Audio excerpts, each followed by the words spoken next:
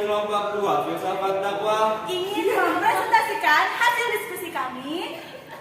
Cekidot. Assalamualaikum warahmatullahi wabarakatuh. Halo guys, perkenalkan nama saya Ferial Diadana dari kelompok 2 ingin mempresentasikan tentang Islam sebagai agama dakwah. Oke guys, sebelum kita mulai lanjut ke video atau ke materi, kita kenalan dulu yuk dengan anggota kelompok kami. Cekidot. Kadang bikin aku kesal, tiba-tiba aku melayang, menembus lapisan awan, ku hempaskan semua sedihku.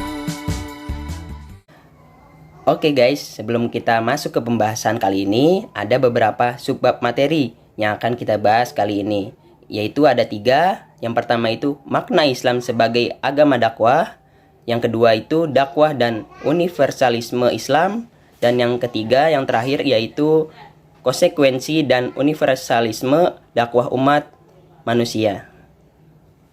Jadi saya akan menjelaskan makna Islam sebagai agama dakwah.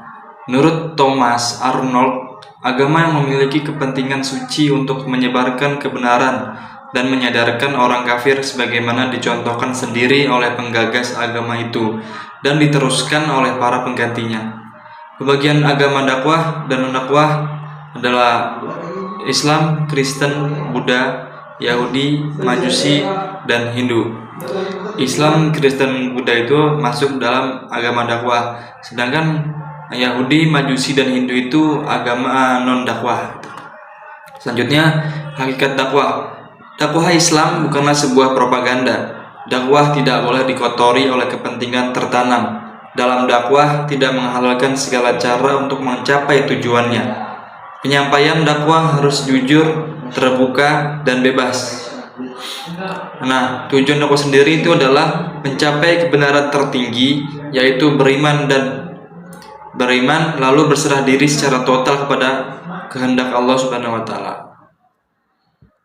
Baik, materi selanjutnya yaitu dakwah dan universalisme Islam. Pada dasarnya, Islam berwatak inklusif dan terbuka, serta diharap menjadi milik semua komunitas umat manusia di muka bumi. Inilah salah satu makna universalisme Islam yang ternyata bersifat keluar atau ekstern dan ke dalam atau intern. Hal ini dibuktikan bahwa agama nabi-nabi sebelum Nabi Muhammad semuanya adalah Islam. Dan hal terpenting yang mendasari konsep universalisme Islam adalah pengakuan tentang keesaan Tuhan dan kesatuan ajaran para rasulnya. Untuk menjadi agama yang universal, Islam harus dapat berkomunikasi dan berdialog dengan agama-agama lain di dunia, dengan mengedepankan aspek kesamaan ajaran dasar dan tidak fanatik yang mengakibatkan perceraian antar manusia. Menurut Ismail Al-Faruqi, satu dari hakikat dakwah Islam adalah sifat universalisme. Alasannya karena objek dakwah adalah semua manusia tanpa mengenal batasan, tempat, dan waktu. Makna berikutnya dari universalisme dakwah yaitu menjadikan Islam sebagai agama universal kosmopolitan. Maksudnya yaitu bertujuan menjadikan seruannya dapat diterima oleh semua manusia yang terlepas dari ikatan teritorial dan waktu.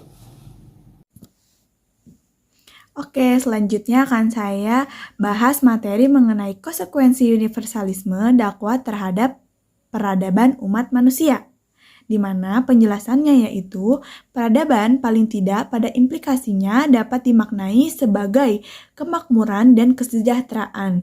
Hal ini demikian karena sebuah peradaban mengharuskan adanya aspek kemajuan dan perbaikan taraf hidup kemanusiaan baik dari segi materi maupun pengetahuan. Adapun definisi dari konsep-konsep tersebut.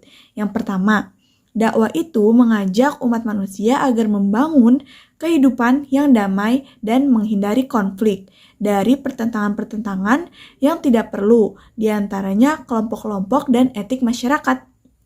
Yang kedua, untuk menuju hidup yang damai itu diperlukan norma, yang dimana norma itu berlaku dengan hukum. Nanti kenapa? Agar nanti yang kuat itu tidak menindas yang lemah. Dan yang ketiga, terkait dengan tingkah laku manusia yang tidak mungkin diawasi oleh hukum, maka dakwah menyuruh kepada kesadaran moral terhadap manusia.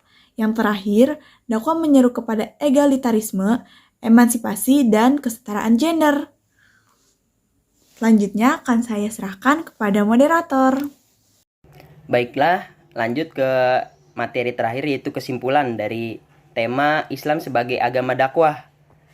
Agama yang selalu mendorong pemeluknya untuk senantiasa aktif melakukan kegiatan dakwah. Bahkan maju mundurnya umat Islam sangat bergantung dan berkaitan erat dengan kegiatan dakwah yang dilakukannya.